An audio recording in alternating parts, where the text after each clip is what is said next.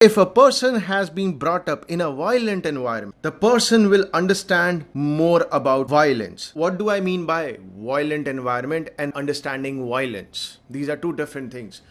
Violent environment is something such as domestic violence. Domestic violence being violence at home, violence done by father, mother, or some other immediate relative in a joint family. Second comes cultural violence.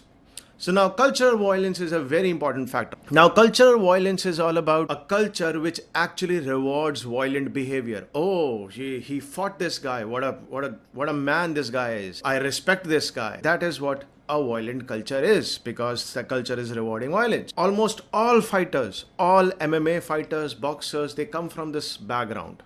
Almost everyone. But there are few exceptions. Obviously, exceptions are always there. Now the third point is genetics.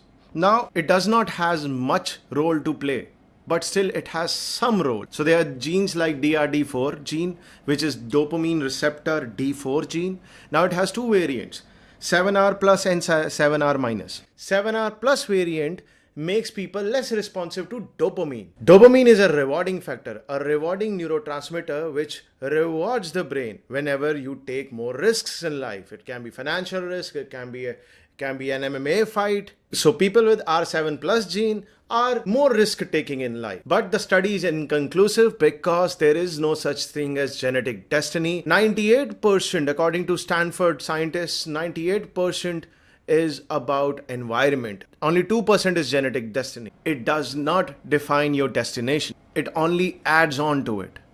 It's like if two MMA fighters are there, well trained, well familiar to violence in all the three aspects, that they have seen violence, they have endured violence, and they have done violence upon others. And one of them has this gene DRD4 with the variant 7R plus. Then obviously this MMA fighter will have an edge upon others, but still skill matters and strategy making matters. The amount of brains in your head matter. So let's come back to environment. So in that violent environment, if a person between 3 to 13 years old have done all the above three things, have seen violence many number of times, endured violence many number of times, and done violence upon others many number of times, the person is already a student of violence, a very good student or a disciple of violence. From this comes the next topic, understanding of violence.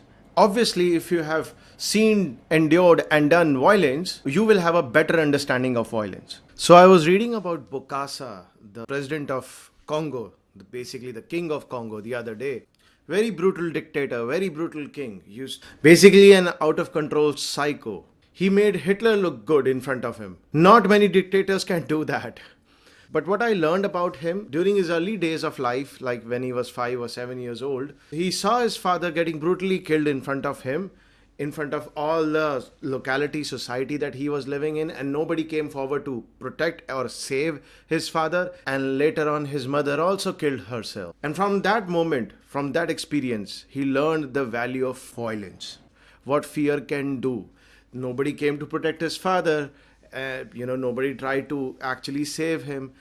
And that's what he used. He mimicked all through his life. All through his schooling, he basically bullied everyone, used violence to intimidate everyone to attain his goals. And when he became 18 years old in 1939, he joined military and became a very brutal military guy. Because he saw violence as a kid, he lived in a violent environment, violent culture, which rewarded violence. He was violent to others. He did violence upon others. And that's how all the 3 points got checked. And he actually became a great student of violence, became a disciple of violence. Let's take the example of Khabib.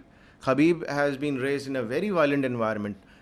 Not the domestic violence, not this sort of violence, not the Bokassa sort of violence, but he must have seen violence because he's in an area which is a terrorist prone area. Right? He must have heard stories, secondary account stories. His father kept on training him since he was a little kid. There are videos of him as a kid sparring with a bear. Then comes Mike Tyson, Bas Rutten, same story. Mike Tyson was in prison for crimes and all. He was basically an adolescent kid when he was in prison, when Cus D'Amato found him. Bas Rutten, flip side of Mike Tyson, by the way, Bas Rutten was bullied a lot. In his speeches, he has thanked his bullies for bullying him, and that's why he ended up becoming a world champion. Both of them, the best fighters of their own era, but totally different experiences. Mike Tyson was one who preferred to do violence.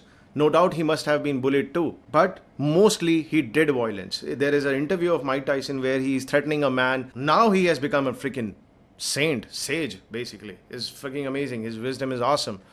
He's the most wise guy I have seen so far. It's Mike Tyson. But totally different experiences, and still ended up doing the same thing, being a world champion, being the best at it. So if you have seen violence, endured violence, and did violence on others till the age of 13, you are a good student of violence, a disciple of violence. And if you have done a good MMA training along with it, then you are a great fighter. You are a master of fight. You are a devotee of violence. So what happens after the age of 13? From the age of 13 up till the age of 25, I'm going to talk about it on my next video, the age of experiment. Thank you.